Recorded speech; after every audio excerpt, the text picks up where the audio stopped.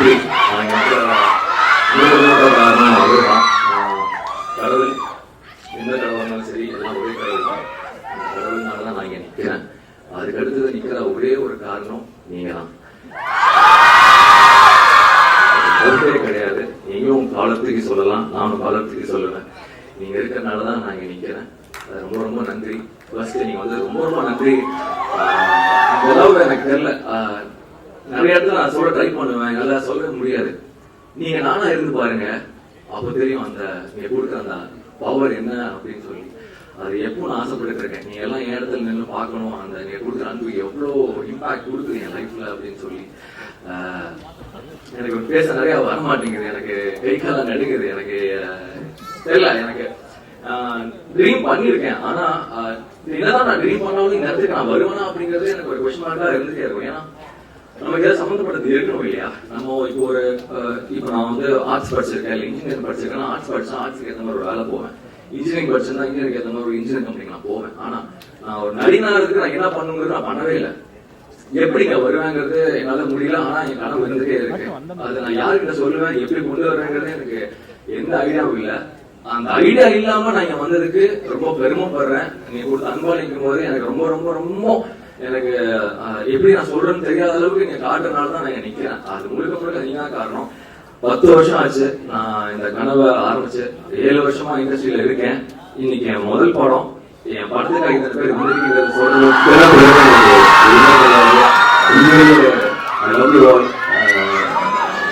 எவ்வளவு வாட்டி சொன்னாலும் பத்தாது. வந்து நின்றுட்டேங்க, நீங்க வச்சுட்டீங்க என்ன.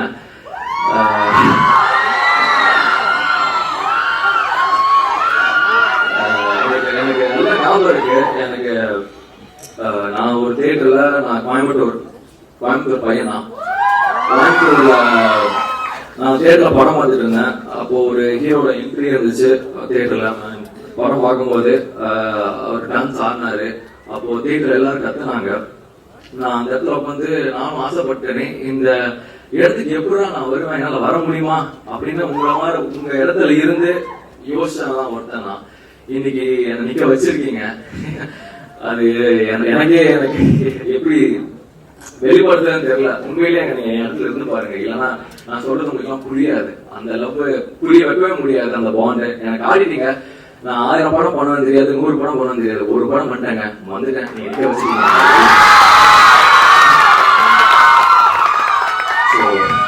ரொம்ப ரொம்ப நன்றி. நான் இதை பிரிச்சு கூட சொல்லலாம். என்ன சொல்ல போகிறதுக்கு முன், என்ன சொல்ல போகிறதுக்கு அப்புறம், எப்படி நான் இதில் இருந்தேன் அப்படின்னு சொல்லி. ஸோ விஜய் டெலிவிஷன் பெரிய ரோல் பிளே பண்ணியிருக்கேன் என் லைஃப்ல. உண்மையிலேயே அவங்களுக்கு நான் பெரிய தேங்க்ஸ் சொல்லிக்கிறேன். நிறைய பேர் உள்ள இருந்து என்னை வந்துட்டு நான் சார்லாம் கிடையாது, ஸ்டார் பேஸ் கிடையாது, எனக்கு செலிபிரிட்டிஸ் அந்த மாதிரி ஒரு இது இல்லாத ஒரு வந்த பையன் தான். ஸோ என்னையும் மதிச்சு நான் நிறைய விஷயங்கள் எனக்கு ஹெல்ப் பண்ணியிருக்காங்க Vijay television. So thank you for that. அதுக்கப்புறம் குக்வித் கோமாளி,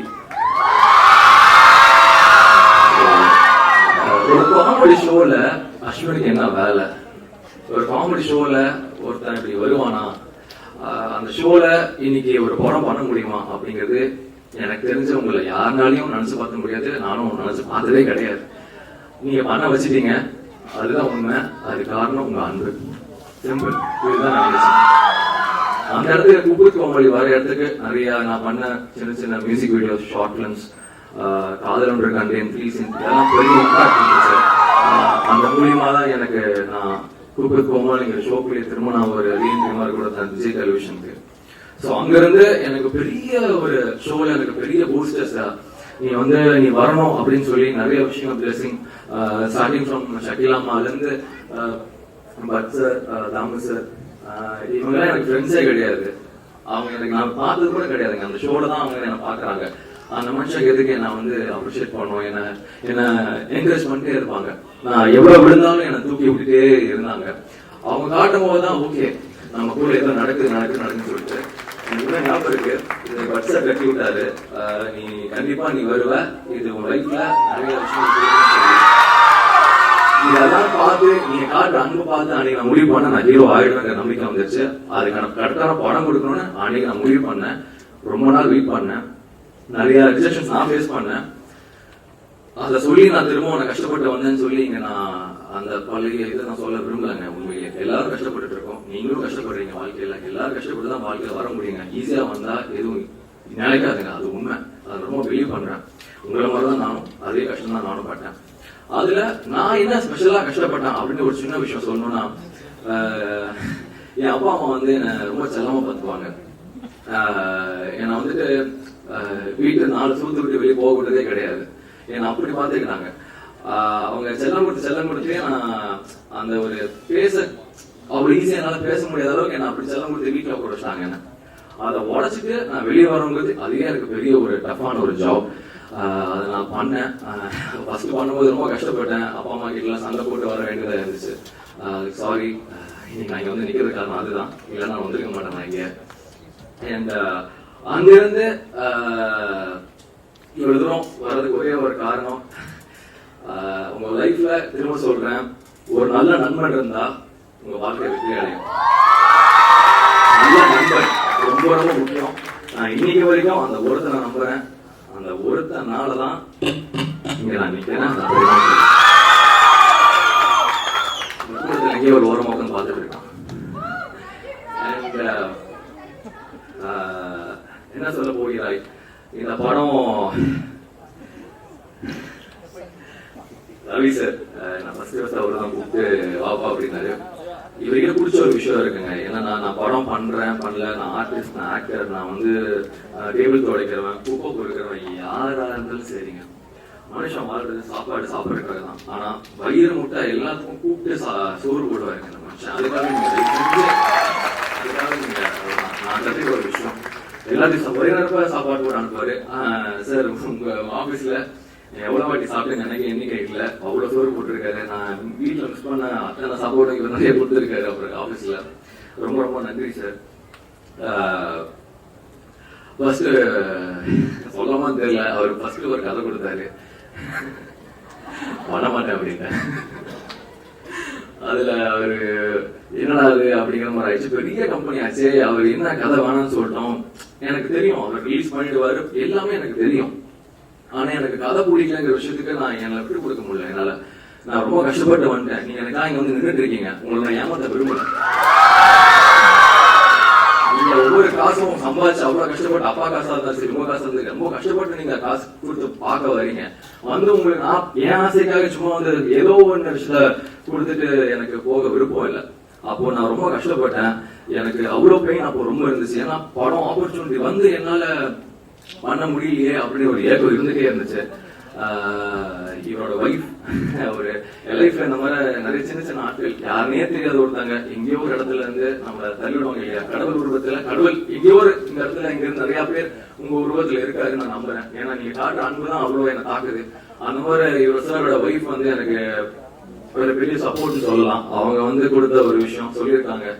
அங்க இருந்து சார் திரும்பவும் எனக்கு கூப்பிட்டு பேசுற ஒரு நிலைமை வந்துச்சு. அதுக்கு முதல் காரணம்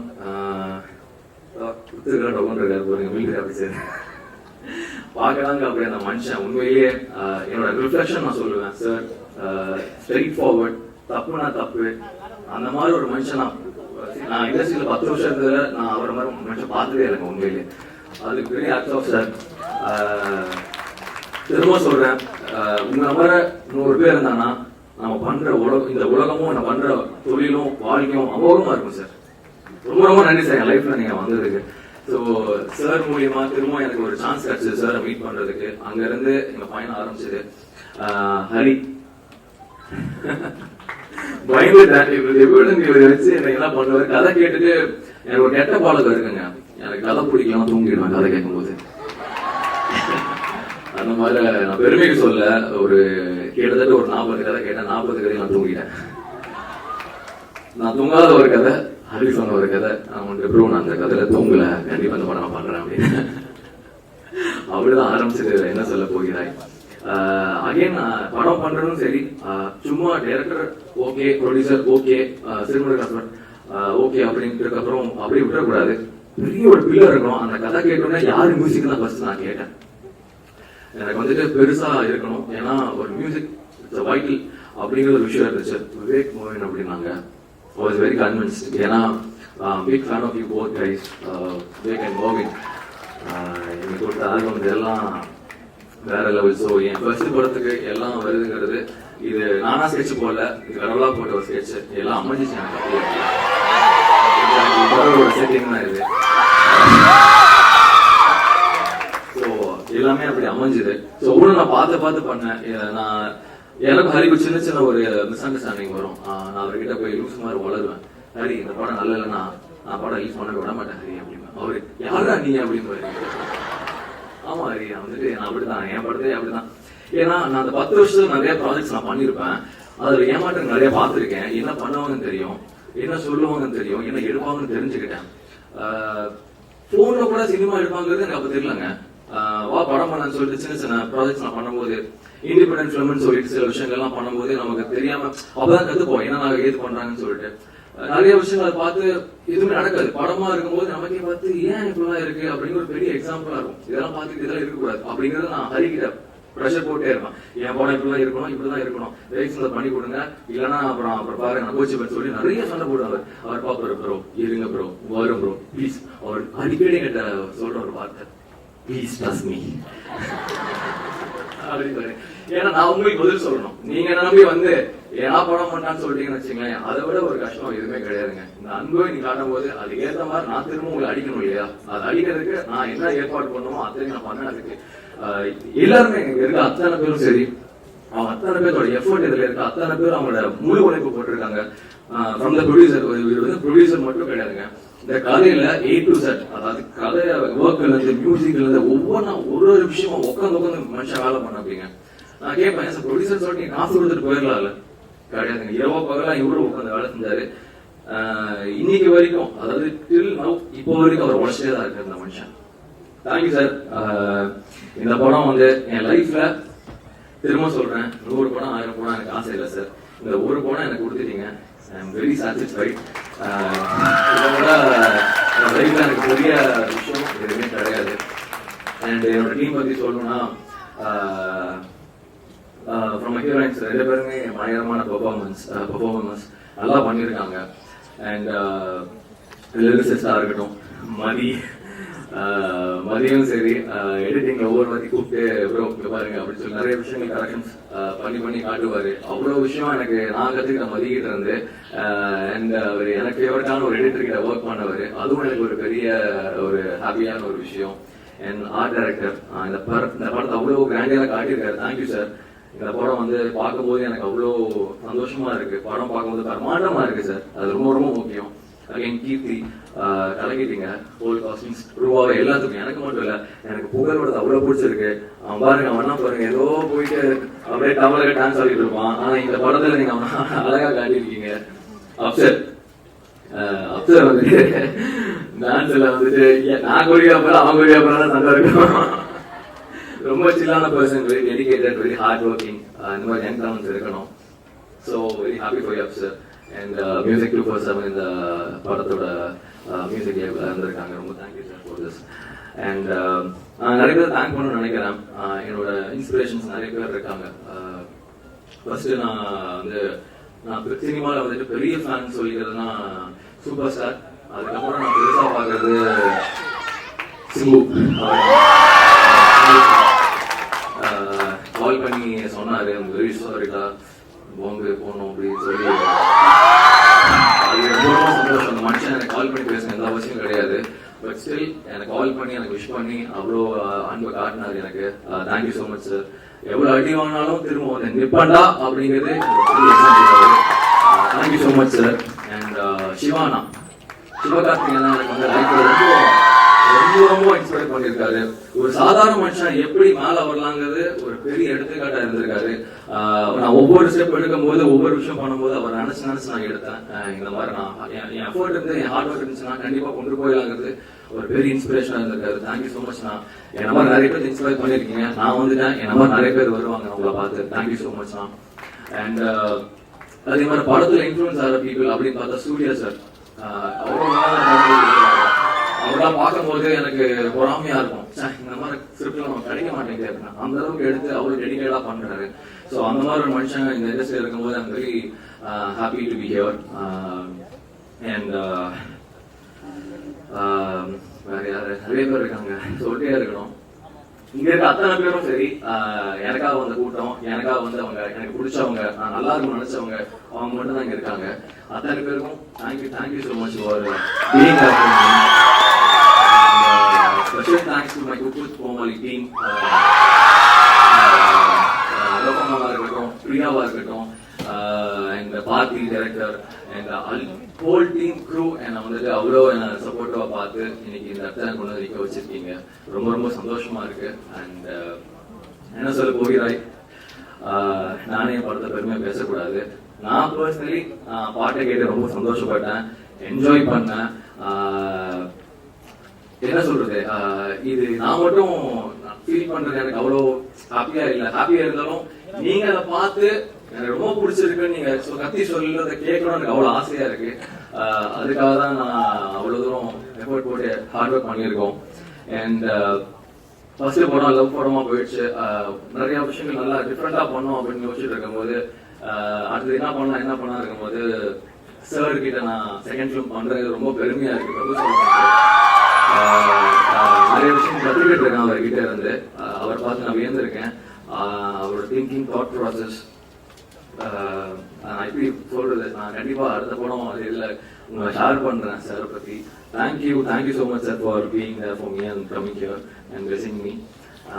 ஆர்டி உதயகுமார் சார், சூப்பர் ஸ்டார்ல இருந்து கமல்ஹாசன் சார் எல்லாத்தையும் வச்சு எடுத்து ஒரு பெரிய ஒரு டைரக்டர்.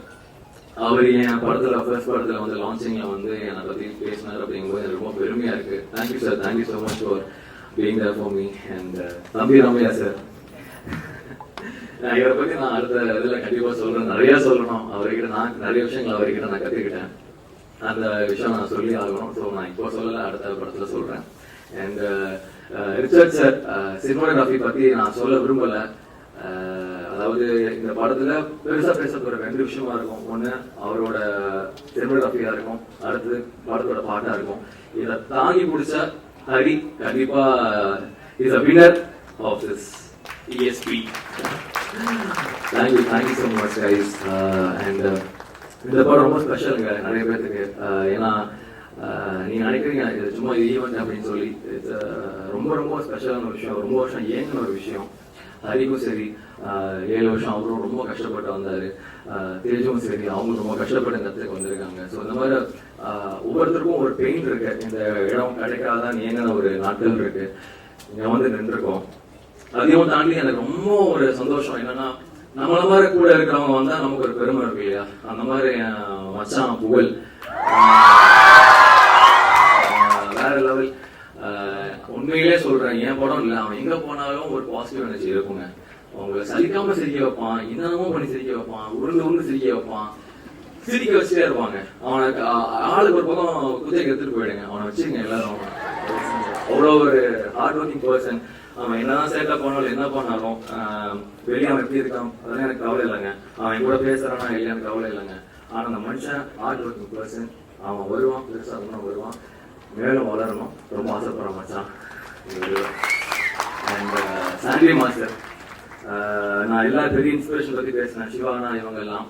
சாண்டி மாஸ்டர் மாதிரி ஒரு என்ன சொல்றது, ஸ்கிராட்ச்ல இருந்து அடிச்சு நவுத்திட்டு வந்தாரு ஸ்கிரீன்ல.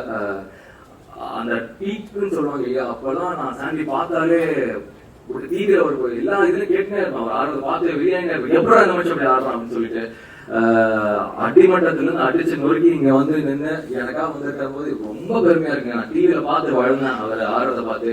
எனக்கு அந்த மனுஷன் வந்து என் சக்சஸ் மீட்ல வந்து ஆடுன்னு சொல்லும் போது எனக்கு இதை விட பெரிய சந்தோஷம் எதுவுமே கிடையாது. மாஸ்டர், கண்டிப்பா மாஸ்டர், நானும் உங்களோட சேர்ந்தும் ஆட ரொம்ப ஆசைப்படுறேன். ரொம்ப தேங்க்யூ நீங்க வந்ததுக்கு. நான் கூப்பிட்ட கொஞ்சம் பேர் தாங்க கேட்டாங்க, ப்ரொடக்ஷன்ல கூப்பிட்டு எத்தனை செலிபிரிட்டிஸ் கூப்பிடுறேன்ட்டு. அதெல்லாம் கிடையாதுங்க, 4 பேர் வருவாங்க அப்படின்னு.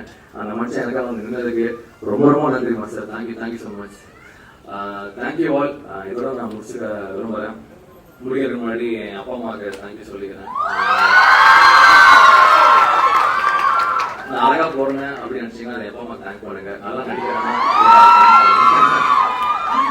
அது மட்டும் தான். நான் அழகனா இருக்க மட்டும் விரும்பல, ஒரு நடிகனா இருக்க ஆசைப்படுறேன். கண்டிப்பா இந்த மாதிரி டைரக்டர்ஸ் கூட ஒர்க் பண்ணி இவங்க எல்லாம் என்ன செதுக்குவாங்கன்னு நான் ரொம்ப நம்பிக்கையோட இருக்கேன். கண்டிப்பா என் எஃபோர்ட் எப்பவும் இருக்கும், என் ஹார்ட் ஒர்க் இருக்கும்.